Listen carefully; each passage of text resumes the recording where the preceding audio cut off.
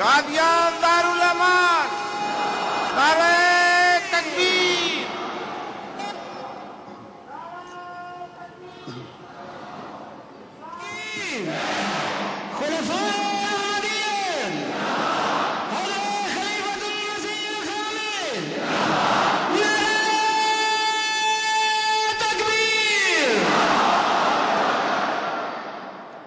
حضرت مسیح موعود علیہ السلام نے اللہ تعالیٰ سے اطلاع پا کر جس دوسری قدرت کی خوشخبری دی تھی اور یہ اعلان فرمایا تھا کہ وہ دائمی ہے، وہ اللہ تعالیٰ کی رحمت سے لگائے ہوئے درخت کے ثمر آور ہونے اور تناور ہونے کی پیشگوئی تھی، وہ درخت جس کو خود اللہ تعالیٰ نے اپنے ہاتھ سے لگایا تھا، جس نے تمام دنیا کی سعید روحوں کو اپنے سایہ عاطفت میں پناہ دینی تھی اور دے رہا ہے، وہ ان بونوں کی ٹھوکروں سے بلا کہاں ہلنے والا تھا۔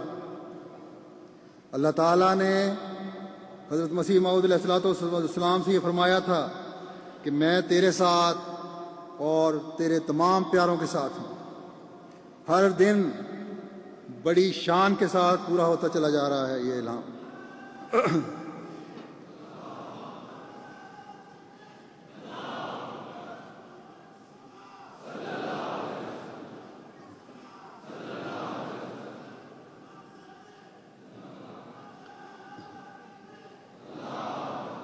جس کا پہلا اظہار تکبیر، خلافت احمدیہ، قادیان دارالمان، جماعت احمدیہ عالمگیر، نعرہ تکبیر۔ نعروں سے جوش بشاک اپنا نکالیں، لیکن ابھی میں نے کافی کچھ کہنا ہے، اس لیے ذرا تھوڑا سا صبر کر کے نعرے لگائیں، خاص طور پہ قادیان والے زیادہ جوش میں ہیں۔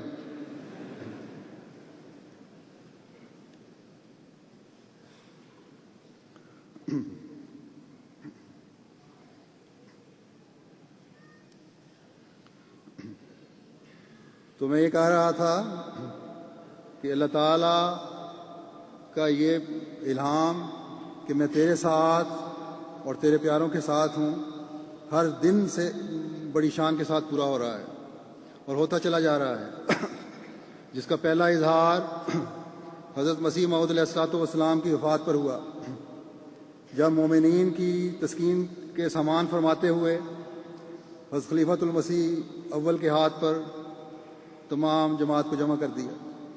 اس وقت غیروں کا خیال تھا کہ اس 80 سالہ بوڑھے نے جماعت کیا سنبھالنا ہے۔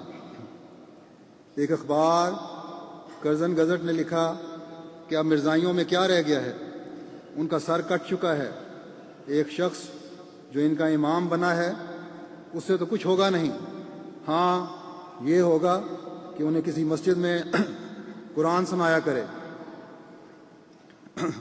لیکن اس شخص نے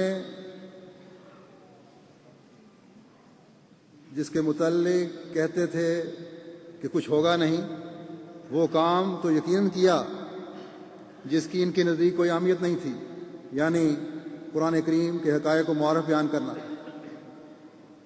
اور اصل میں تو یہی حقیقی کام ہے جس کے لیے حضرت ابراہیم علیہ السلام کی دعا کو قبول کرتے ہوئے اللہ تعالیٰ نے حضرت صلی اللہ علیہ وسلم کو مبعوث فرمایا تھا، اور یہی کام تھا جس کے کرنے کے لیے آخرین میں اللہ تعالیٰ نے مسیح موعود علیہ السلام کو مبعوث فرمایا تھا، اور یہی کام تھا اور ہے جس کے لیے جماعت میں خلافت کا نظام اللہ تعالیٰ نے جاری فرمایا ہے۔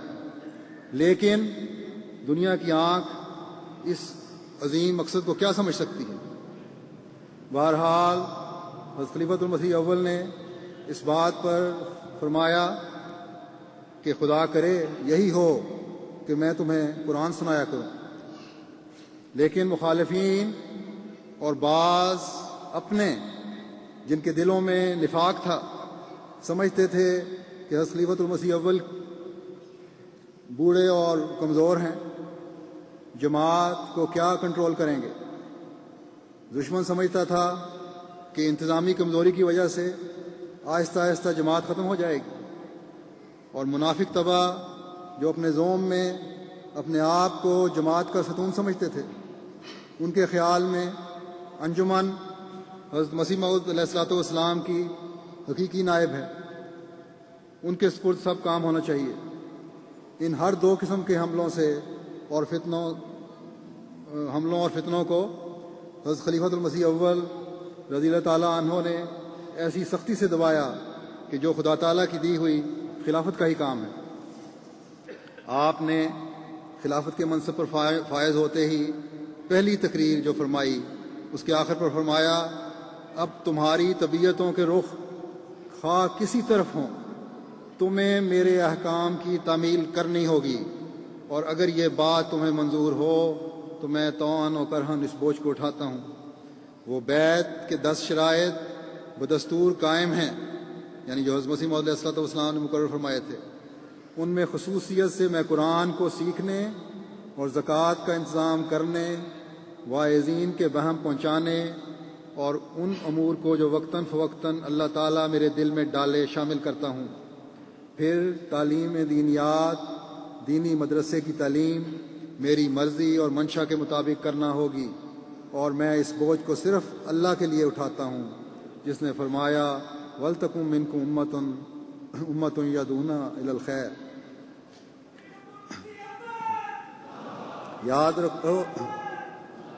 یاد رکھو کہ ساری خوبیاں وحدت میں ہیں، جس کا کوئی رئیس نہیں وہ مر چکی ہے۔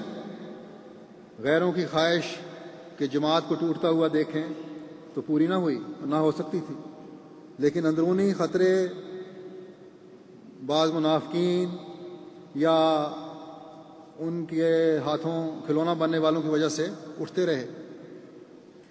اور جب حضرت خلیفۃ المسیح اول رضی اللہ تعالیٰ عنہ کو ان کا علم ہوا، اور جب بھی علم ہوا، آپ ان کا بڑی حکمت اور سختی سے نوٹس لیتے رہے۔